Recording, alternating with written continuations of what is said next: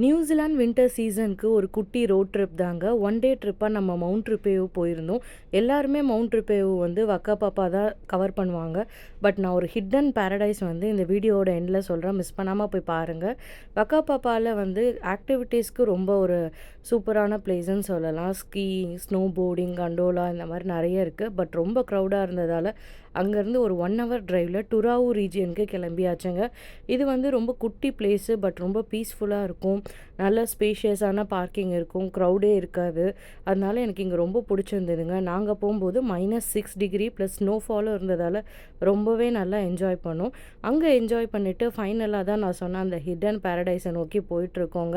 இந்த மவுண்ட் ருபேவில் இந்த ட்ரைவே ரொம்ப நல்லாயிருக்கும். நெக்ஸ்ட் நம்ம வந்திருக்க ஸ்பாட் வந்து மேங்கோவேரா ஃபால்ஸ். இந்த ஃபால்ஸ் தான் ரொம்பவே ப்ரிட்டியான ஒரு பிளேஸுங்க இருக்கிறதுலையே. நீங்கள் மவுண்ட் ரிப்பேவ் போகிறீங்கன்னா கண்டிப்பாக நெக்ஸ்ட் டைம் மிஸ் பண்ணாமல் இந்த ஸ்பாட்டை போய் பாருங்கள்.